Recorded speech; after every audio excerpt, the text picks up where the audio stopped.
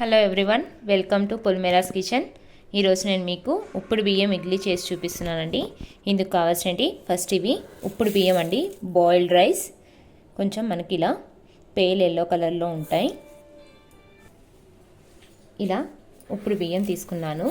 నేను ఈ గ్లాస్కి ఉప్పుడు బియ్యం తీసుకున్నాను. 2 గ్లాసెస్ ఉప్పుడు బియ్యానికి 1 గ్లాసు మినప్పప్పు, అలాగే 1 పిడికెడు నార్మల్ రైస్, అలాగే 1 పిడికెడు అటుకులు.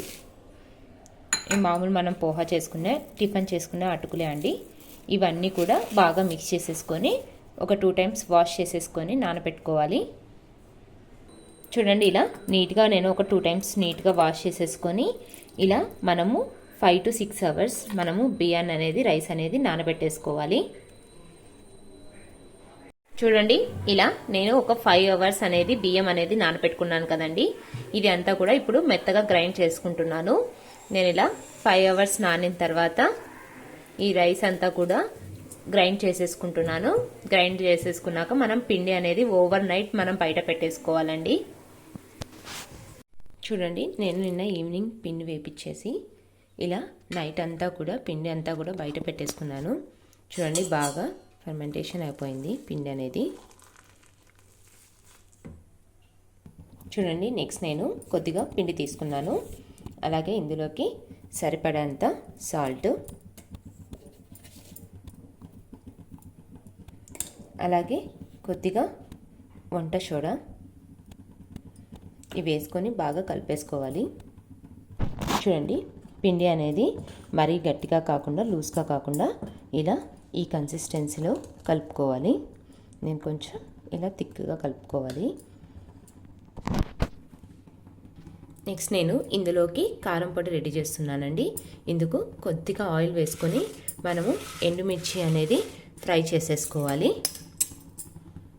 చూడండి, ఇలా ఎండుమిర్చి మనము 4 to 5 మినిట్స్ మనము ఇలా ఫ్రై చేసేసుకోవాలి ఆయిల్లో కొద్దిగా. చూడండి, నెక్స్ట్ ఇలా ఫ్రై అయిన మిర్చిని మనము మిక్సీ జార్లోకి వేసేసుకోవాలి. నెక్స్ట్ ఇందులోకి కొద్దిగా సాల్ట్,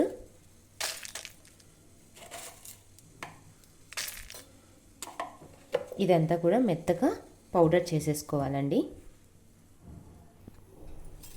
చూడండి, ఇలా మెత్తగా పౌడర్గా చేసేసుకోవాలి. చూడండి, ఇలా ఒక బాక్స్లోకి తీసేసుకొని మనము ఈ పౌడర్ని స్టోర్ కూడా చేసుకోవచ్చండి, ఏమీ అవ్వదు. ఇలా పెట్టేసుకోవాలి. సేమ్ మిక్సీ జార్లో ఈ ఇడ్లీకి వట్టి మిరపకాయలతో చట్నీ చేసుకోవాలండి. ఇందుకు కావాల్సినవి పప్పులు, వట్టి మిరపకాయలు, ఉప్పు ఇవన్నీ కూడా కలిపి గ్రైండ్ చేసేసుకోవాలి మిక్సీ జార్లో.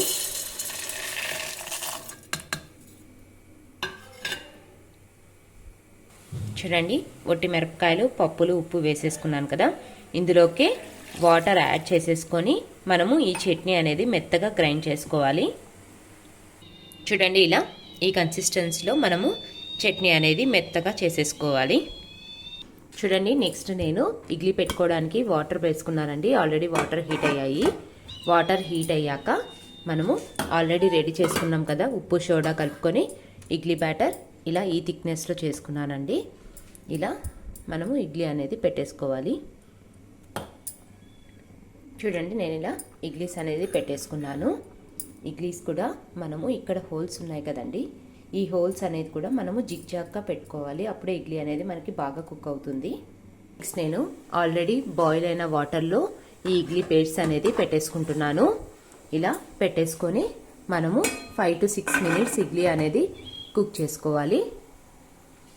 చూడండి, నేను నెక్స్ట్ చట్నీకి కొద్దిగా మినప్పప్పు, అలాగే ఆవాలు, జీలకర్ర, కొద్దిగా ఇంగువ ఇవన్నీ వేసుకొని పోపు పెట్టుకుంటున్నాను. చూడండి, మనం ఆల్రెడీ మిక్సీ చేసుకున్న చట్నీలోకి ఈ పోపు అంతా కూడా వేసేసుకోవాలి.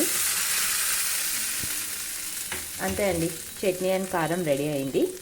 ఈ ఇడ్లీలోకి ఈ కాంబినేషన్ చాలా నేను 6 to 7 మినిట్స్ అనేది ఇడ్లీ అనేది కుక్ చేసేసుకున్నాను. చూడండి, ఇలా సాఫ్ట్గా బాగా వచ్చేస్తాయి. కొద్దిగా వాటర్ ఇలా స్ప్రింకిల్ చేసేసుకొని మనం ఇడ్లీ అనేది తీసేసుకోవచ్చు. చూడండి, ఇలా మనకి పర్ఫెక్ట్గా నీట్గా ఇడ్లీ అనేది రెడీ అవుతుంది. అలాగే మనం ఆల్రెడీ ప్రిపేర్ చేసుకున్న చట్నీ అండ్ ఈ కారం పొడితో సర్వ్ చేసుకుంటే ఉప్పుడు బియ్యం ఇడ్లీ అనేది రెడీ అవుతుంది. చాలా చాలా టేస్టీగా ఉంటుంది.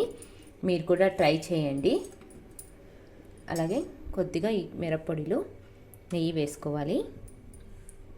ఇడ్లీ పైన కూడా కొద్దిగా నెయ్యి వేసుకొని సర్వ్ చేసుకుంటే చాలా చాలా టేస్టీగా ఉంటుంది. మీరు కూడా ట్రై చేయండి. నా ఛానల్ మీకు నచ్చినట్టయితే లైక్ చేయండి, షేర్ చేయండి, సబ్స్క్రైబ్ చేయండి. Thank you.